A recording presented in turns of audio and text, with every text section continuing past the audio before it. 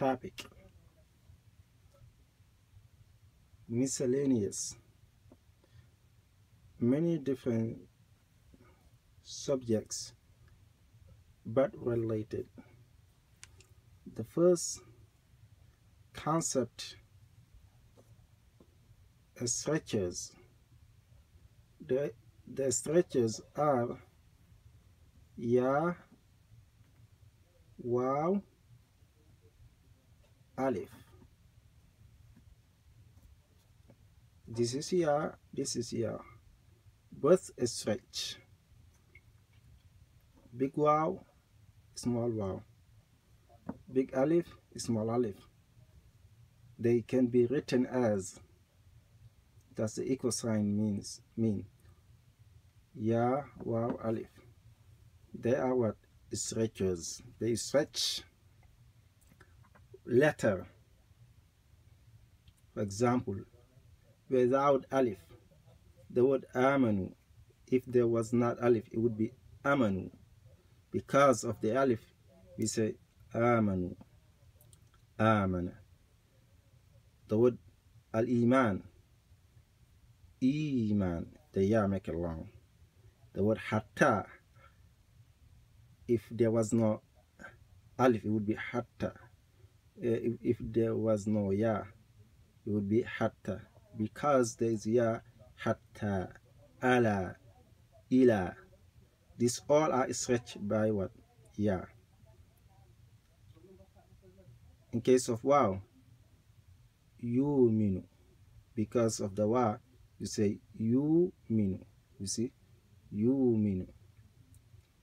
Ja'alu. Because of the wa, ja'alu. If there was no wa, it would be ja'alu. Because there is a waw, ja'alu. That's the first one. Second one, there should be e. But that's not what we're talking about. Ya, waw, alif. Where is silent? Where the ya and the waw and the alif is silent, it would be silent. It would be indicated by sukun. I will give you examples later. Where ya, waw, alif, where ya, waw, alif is in addition. Is in addition.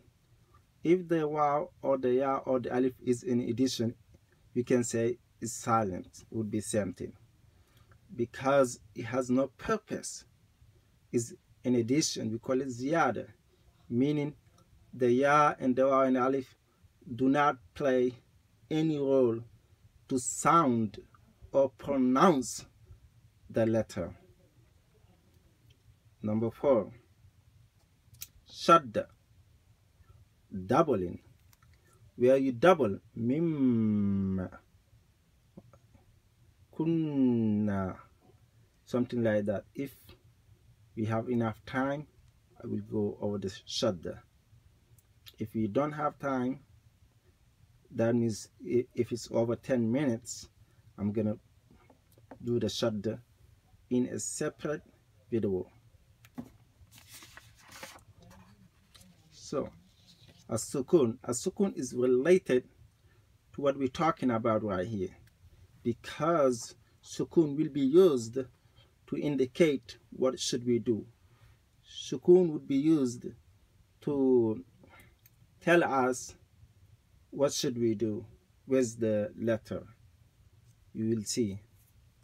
So sukun does other purposes. One thing it does, number 1, to restrict and eliminate stretchers. Right? Sukun restrict or eliminate stretchers. Used to make a unique sound. The symbol sukun is used upon a letter to make sound like as, at, ak. Purpose number 2, used without changing the writing for making a stop.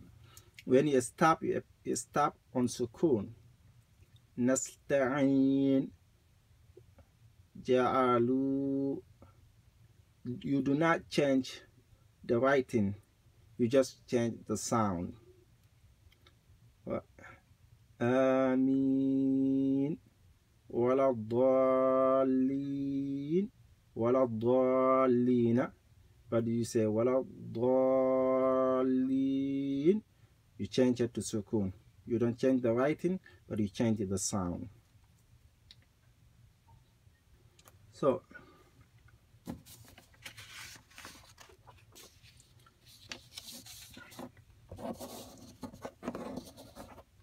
stretches. Number one, stretches.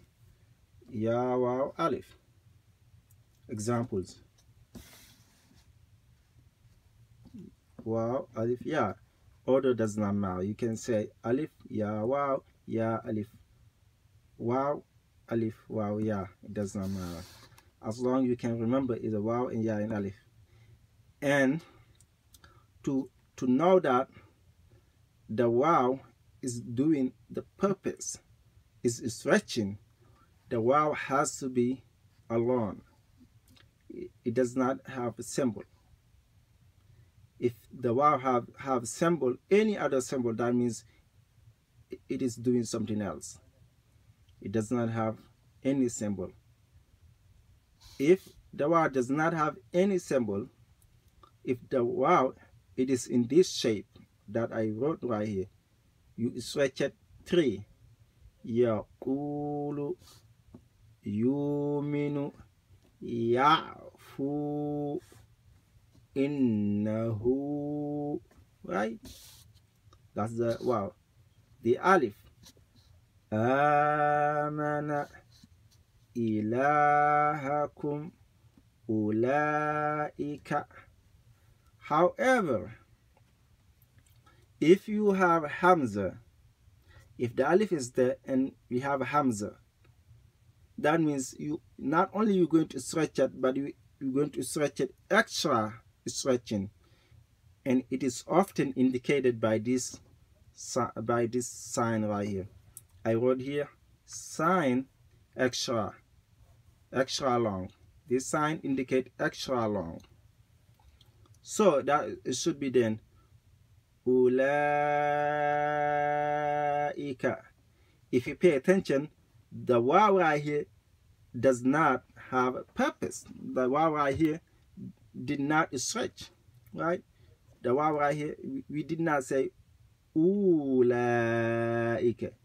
We did not say that. We did not also say ulaika. So we just said ulaika. Ulaika. The waw right here is a silent. Wa yu'idu, yeah, it's right. Hatta, ala, ila, right? Alladhi,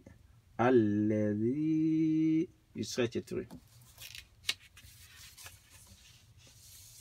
Right here where the alif and the ya and the waw is silent. Mi'ata. This is the correct spelling. The ones on my right are correct spelling. On the left, showing you how should you read it. Mi'ata. Mi'ata. This is how you read it. The same thing. Mi'ata. Mi'ata. Wala ana.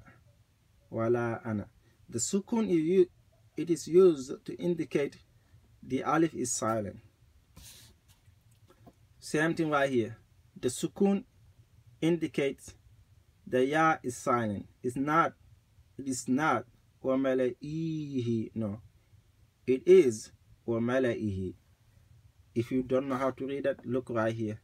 Wa mala'ihi. Wa mala'ihi. But this is the correct spelling.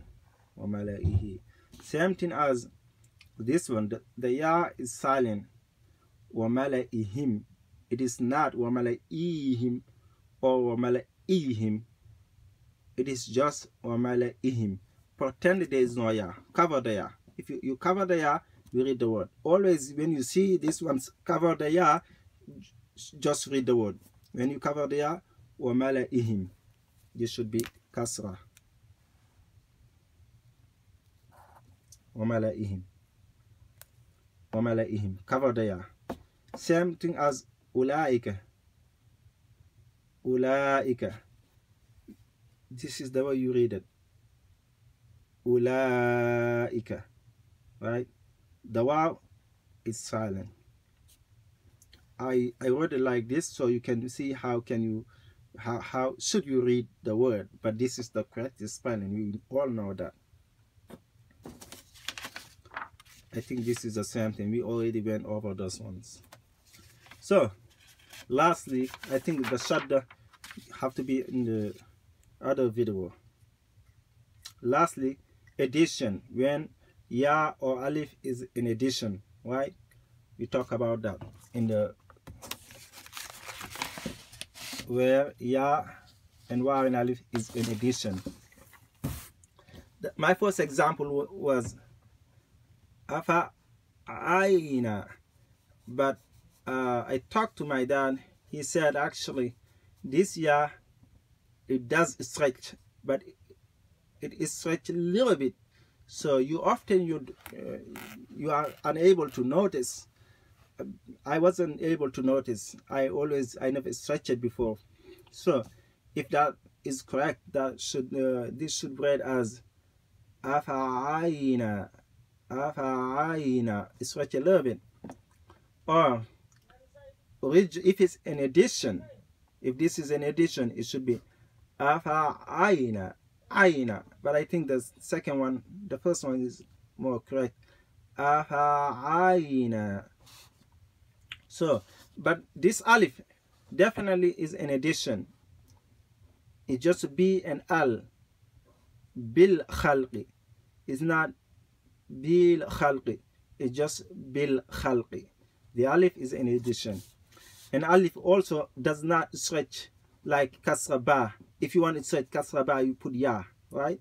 You have to put ya. Bil khalqi is an addition. Words like walladhi, it's not walladhi. Walladhi, the alif is an addition, and this also shows you the alif should not read. This sign right here. If the alif supposed to read, it would not have this symbol right here.